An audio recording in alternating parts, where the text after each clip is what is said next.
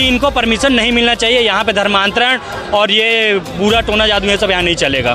जो ये करवाते हैं, जो लोगों को करेंट वाली भावना, जो एक एक्टिंग करवाते हैं, जो रोको टोको ठोको। आप परमेश्वर को कुछ लाइव बोलेंगे, आप उसको कुछ पब्लिकली बोलेंगे और आपको क्या लगता है वो चुप करके बैठ जाएगा? परमेश्वर धीरे से काम करते हैं, उसकी लाठी बे आवाज है, लेकिन जब पड़ती है सबको सुनाई भी देती है और सुनाई देती भी नहीं। नाम का एक व्यक्ति आने वाला है, अगर आते हैं तो आपका भरपूर हम स्वागत करेंगे बजरंग दल के कार्यकर्ता। अगर इस तरीके का कोई भी विधर्मी हमारे छत्तीसगढ़ में बरगलाने का, फुसलाने का और जादू टोना करने का अगर प्रयास करता है तो उसको मुंहतोड़ जवाब दिया जाएगा। ये परमिशन तो रद्द हो गया है। बजरंग दल का एक नारा है, रोको ठोको। हमने रोक लिया, टोक लिया, अब सीधा ठोकेंगे। बजरंगी विकट परिस्थिति में काम करने के लिए ही जन्मे हैं। हर चुनौती, हर टारगेट को झेलने के लिए तैयार है। किसी भी जिले में अगर वो आएगा तो यहाँ बजरंग दल की टीम वहाँ जाके उनका सामना करे। लगता है ये मौत का गंदा तांडव खेल रहे हैं और बिल्कुल इस पर विराम होना चाहिए। राज्य सरकार को ऐसे पास्टरों को, केंद्र सरकार को ऐसे पास्टरों को चिन्हित करके इन लोगों को जेल की सलाखों में बेचना चाहिए, ताकि ये मौत का तांडव हमारे देश में तो ना। घर की बात आती है तो ये लोग क्यों बड़े बड़े अस्पताल, एम्स, MMI, NRI, नारायण तमाम जगह जाके उपचार कराते, तब ये क्यों प्रार्थना नहीं करते? तलवार की जोर में किया जा रहा है। मसीहियों का एक जो बहुत ज़्यादा चर्चा में विषय चल रहा है, कहीं ना कहीं एक प्रकार से आप लोग जो विरोध कर रहे थे, क्या कुछ कहना चाहेंगे उसके ऊपर? जी, हम और हमारा मतलब हमारे सभी हिंदू भाई सभी संगठन हमेशा से धर्मांतरण के खिलाफ में काम करते आए हैं और करते रहेंगे। कई बार जेल भी गए हैं, उससे भी हमारी हिम्मतों में कोई कमी नहीं है। और दूसरी बात, अभी इनका परमिशन कैंसिल हुआ है, ये कोर्ट में गए हैं और हमने भी अपना कोर्ट में अपने तरीके से चार्ज हमने दाखिल कर दिया है कि इनको परमिशन नहीं मिलना चाहिए। यहाँ पे धर्मांतरण और ये बुरा टोना जादू ये सब यहाँ नहीं चलेगा। जो ये करवाते हैं, जो लोगों को करेंट वाली भावना, जो एक एक्टिंग करवाते हैं, जो वो यहाँ पे नहीं चलेगा। वो आप वहाँ तक अपने वहीं तक सीमित रखिए। छत्तीसगढ़ में इसके लिए कोई जगह नहीं है। छत्तीसगढ़ के किसी भी जिले में अगर वो आएगा तो यहाँ बजरंग दल की टीम वहाँ जाके उनका सामना करे। आप समझ रहे कि नहीं? आप कुछ भी ना कहें, लेकिन जिस परमेश्वर से लोग पंगा ले रहे हैं उसको मालूम है हैंडल कैसे करना है। आप उसको थोड़ी सी बेइज्जती देंगे, वो पूरी दुनिया में आपको बेइज्जत करेगा। आप उसको थोड़ी सी महिमा देंगे, वो आपको उठा के खड़ा कर देगा। आप परमेश्वर को कुछ लाइव बोलेंगे, आप उसको कुछ पब्लिकली बोलेंगे और आपको क्या लगता है वो चुप करके बैठ जाएगा? परमेश्वर धीरे से काम करते हैं, उसकी लाठी बे आवाज है, लेकिन जब पड़ती है सबको सुनाई भी देती है और सुनाई देती भी नहीं। वो दिमाग इस तरह से घुमा देगा कि तुम गलत डिसीजन लेने लग जाओगे। तुम्हारी लाइफ के लिए, फैमिली के लिए सब कुछ बिखर जाएगा और तुम अब भी सोचोगे कि all is well. All is not well. Hallelujah. इसलिए हम किसी से नफरत नहीं करते, किसी सेलिब्रिटी से। वो कोई भी गलती करे, मैं कभी भी सुझाव नहीं देता इस पे केस कर दो, इस पे ऐसा। मुझे मालूम है इसने प्रभु से पंगा लिया, परमेश्वर अपने आप सीधा कर देगा इसको।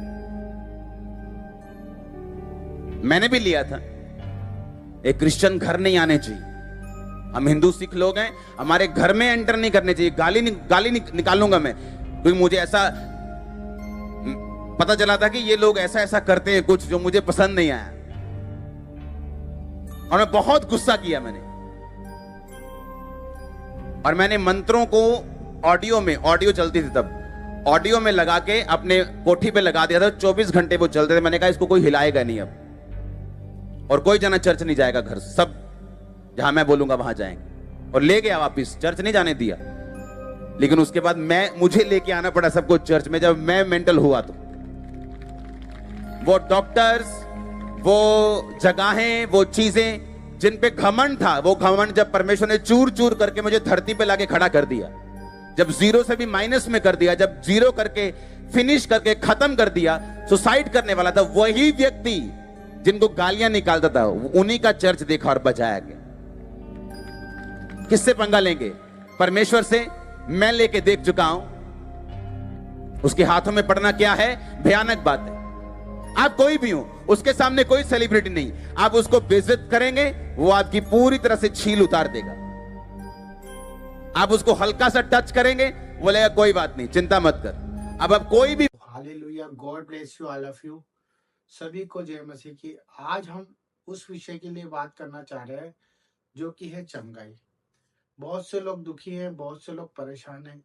हम ऐसी लोगों की बात नहीं कर रहे हैं, हम उन लोगों की बात कर रहे हैं जो आज अस्पतालों में पड़े हैं और जो लोग अपनी बीमारियों के लिए दर-बदर भटक रहे हैं, जो अपनी बीमारियों को ठीक करने के लिए किसी भी हद तक जा सकते हैं। वो अपना धन भी व्यर्थ कर सकते हैं, अपना समय भी लगा सकते हैं, अपने परिवार को भी वो आज हर जगह ले जाकर हर एक चीज़ों के लिए तैयार कर सकते हैं। परंतु जब हमारी बीमारी हमारे ऊपर आ जाती है, तो हमें परमेश्वर क्या सिखाते हैं और परमेश्वर हमसे क्या कहना चाहते हैं कि हम उस बीमारियों को किस तरह से ठीक होता देख सकते हैं।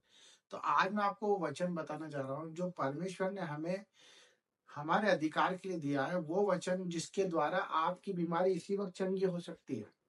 सच में मेरे भाई बहनों, आप किसी भी चीज से सफर कर रहे हो, किसी भी परेशानी से सफर कर रहे हो, किसी भी रोग से सफर कर रहे हो, आज अगर आप इस वचन को पढ़ते हैं और इस वचन को अपने जीवन का आधार मान लेते हैं और ये वचन को अगर अपने मन में ढाल लेते हैं, जितनी भी नेगेटिविटी है सबको हटाकर, आज कितनी मेडिसिन आप लोग खा रहे हैं, कितनी परेशानी आपके ऊपर है, परंतु अगर आप आज ये वाली मेडिसिन खा लेंगे, आज ये वचन को अगर आप खा लेंगे, तो मैं बता रहा हूँ कि आपकी वो मेडिसिन छूट जाएगी और आप संपूर्ण चंगे हो जाएंगे। तो उस वचन को सुनाते हैं और वचन को सुने और इस वचन के साथ किस तरह से इसे अमल में लेके आना है और किस तरह से हमारी बीमारियों को हमको बिल्कुल जड़ से खत्म करना है, उस बारे में आपको मैं लास्ट में बताऊंगा। तो वचन को पढ़ते हैं। वचन है यशायाह का 53 जिसका 5वां वचन। आपने बहुत बार पढ़ा होगा पर आज मैं आपके लिए पढ़ने जा रहा हूँ।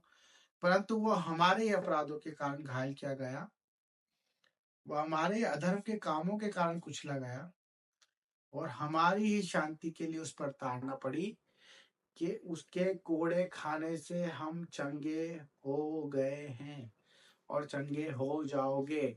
यस मेरे भाई बहनों, परमेश्वर आपसे ऐसा प्रेम करता है, उसने बताया कि वो हमारे ही कारण इतनी सारी ताड़ना सहता रहा और जो कलवरी के क्रूस पर उसने हमारे लिए बलिदान दिया वो व्यर्थ नहीं है। अगर आज हम इस वचन को ढाल ले के प्रभु यीशु ने आपके इस रोग के लिए कोड़े खाए और अपने मुंह से अंगीकार करने लग जाए, आज आपकी बीमारी को आप डांटे। परमेश्वर ने आपको अधिकार दिया है कि आप उस बीमारी को डांटे और बीमारी से बात करें। आप बीमारों की बातें ना करें, अपनी तकलीफों की बातें ना करें, अपनी बीमारी से बात करें, उसको श्राप दे। जिस तरह अंजीर को पेड़ को प्रभु ने श्राप दिया और वो सूख गया, आपकी भी बीमारी इसी वक्त सूखने वाली है। आप घोषणा करें, घोषित करें, दिन रात इस वचन पे मनन करें और आप देखेंगे कि आपकी चंगाई आपके अंदर और आपका हर एक रोग आपसे दूर भागता हुआ दिखेगा, क्योंकि परमेश्वर का वचन सत्य है। अगर आप इस वचन पर अपने आप को अमल करते हैं, अपने आप को समर्पण करते हैं और घोषणा करते हैं कि प्रभु यीशु के कोड़े खाने से मैं चंगा हूँ, तो मेरे भाई बहनों आज आप आपकी चंगाई को देखेंगे और परमेश्वर के इस वचन को पूरा होते हुए देखेंगे और अपने विश्वास में मजबूत बन जाएंगे और हर जगह परमेश्वर की महिमा करने वाले बनेंगे। तो सबको जय मसीह की। इस वचन को अमल में लाए, घोषणा करे, जितना हो सकता है उतना अपने मुंह से अंगीकार करे। आपका मुंह आपके मन को बताने वाला और आपका मन आपके हृदय को और हृदय आपके पूरे जीवन को और आपके पूरा जीवन प्रभु के जीवन में समर्पित हो जाएगा और आप चंगे और सुरक्षित रहने लग जाएंगे। सबको जय मसीह।